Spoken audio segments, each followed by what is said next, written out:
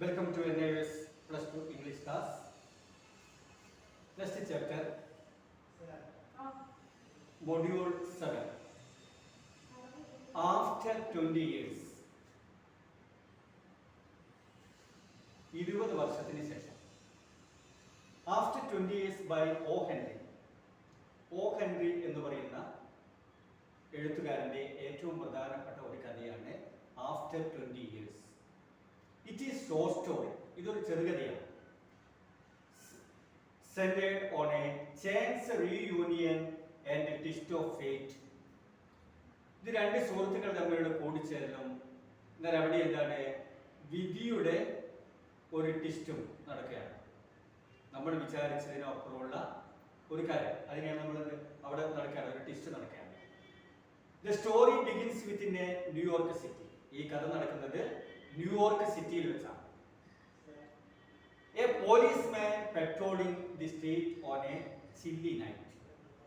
നല്ല തണുപ്പുള്ള ഒരു രാത്രിയിൽ ഒരു പോലീസുകാരൻ പെട്രോളിംഗ് അദ്ദേഹത്തിന്റെ ഡ്യൂട്ടി ആയിട്ട് ഇങ്ങനെ നടന്നു പോവുകയാണ്, പെട്രോളിംഗ് ചെയ്യാൻ. He encounters a man named Bob waiting in the doorway of a closed hardware store.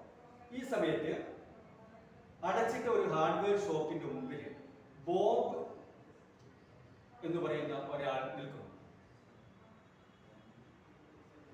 അവിടെ നിൽക്കണം. Bob explains that he is writing for his old front Jimmy well with whom he had made an agreement years earlier to meet at the same post regardless of time or circumstances. അപ്പോൾ ആ 20 വർഷങ്ങൾക്ക് മുമ്പ് ഞങ്ങൾ എന്താണ് ഒരു agreement ഉണ്ടായിരുന്നു. എവിടെയായാലും നമുക്ക് എപ്പോൾ കാണണമെങ്കിലും പ്രത്യേകിച്ച് അതിൽ പറഞ്ഞിട്ടുള്ള സ്ഥലത്ത് സമയമോ സാഹചര്യമോ നോക്കാതെ അവിടെ എത്തിച്ചേർന്നാൽ നമുക്ക് തമ്മിൽ എന്താണ് കണ്ടുമുട്ടാമെന്നുള്ള ഒരു എഗ്രിമെന്റ് ഉണ്ടായിരുന്നു. അങ്ങനെ തൻ്റെ സുഹൃത്തായിട്ടുള്ള ജിമ്മി വെല്ലിനെ കണ്ടുമുട്ടാൻ വേണ്ടിയാണ് ഞാനിവിടെ നിൽക്കുന്ന വെയിറ്റ് ചെയ്യുന്നതെന്ന് ആ പോലീസുകാരനോട് പറയുന്നു. Bob had gone west in pursuit for future fortune. Bob പിന്നീട് എന്താണ് ഒരു പടിഞ്ഞാറൻ രാജ്യങ്ങളിലേക്ക് പോയിട്ടുണ്ടായിരുന്നു. While Jimmy stayed in New York. പക്ഷേ ജിമ്മി ന്യൂയോർക്കിൽ തന്നെയാണ് താമസിച്ചത്. തൻ്റെ സുഹൃത്തായിട്ടുള്ള ജിമ്മിയെ കാണാൻ വേണ്ടിയിട്ടാണ് വീണ്ടും ബോബ് അവിടെ എത്തുന്നത്. The two had lost contact over the year. ഇത്രയും വർഷങ്ങൾക്ക് ശേഷം അവർക്ക് എന്തായിരുന്നു കോണ്ടാക്റ്റുകളൊക്കെ നഷ്ടപ്പെട്ടു പോയിട്ടുണ്ട്. But both is confident that Jimmy a loyal and trustworthy friend will keep the appointment.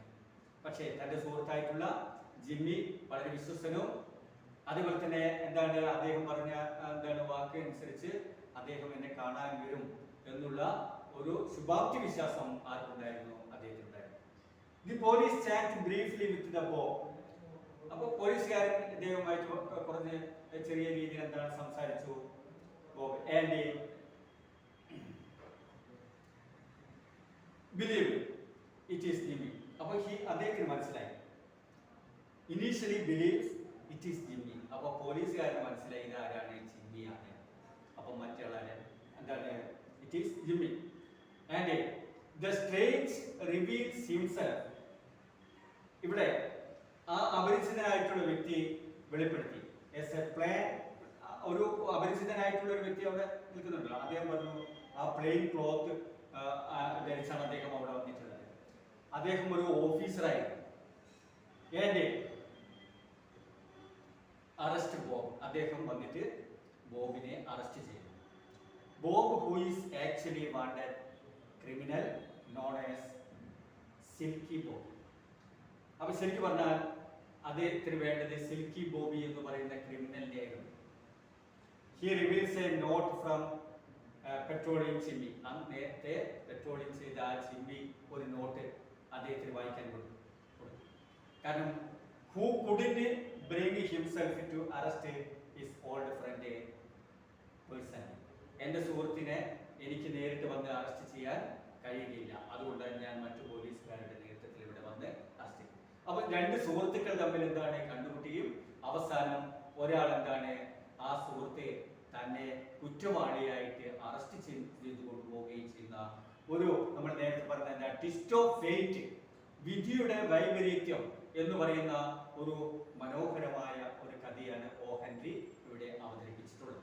ഇതിനകത്തെ സമ്മറികൾ കൃത്യമായിട്ട് മനസ്സിലാക്കുക. കഥാപാത്രങ്ങളുടെ പേരുകള്, അതുപോലെ തന്നെ ഷോർട്ട് ക്വസ്റ്റ്യൻസുകള്, പരീക്ഷ സംബന്ധമായിട്ടുള്ള ചോദ്യങ്ങൾ നോട്ടിൽ നോക്കിയിട്ട് കൃത്യമായ രീതിയിൽ വായിച്ച് മനസ്സിലാക്കി പരീക്ഷയ്ക്ക് വേണ്ടി കൃത്യമായി പ്രിപ്പയർ ചെയ്യുക.